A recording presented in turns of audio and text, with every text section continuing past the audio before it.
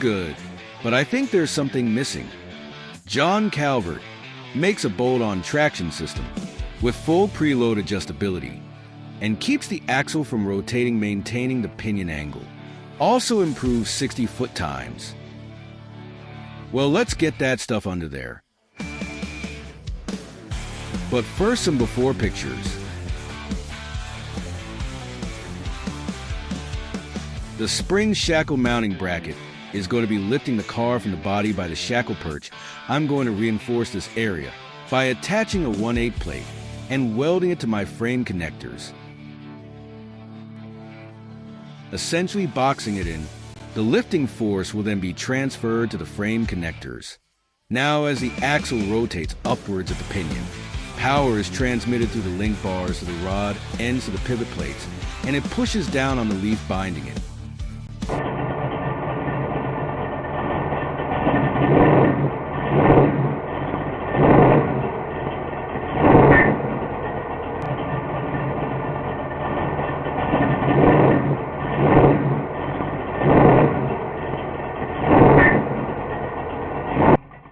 Then applying force on the bottom of the car to lift the car, planting the tires to the ground. I'm testing that now to see how much that it will lift.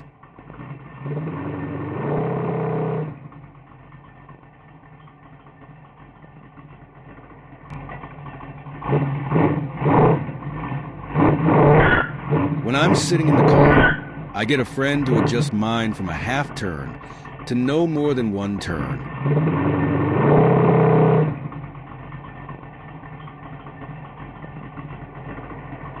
In action, once the wheels are planted, the caltracs will raise the whole car up, transferring all the weight to the tires.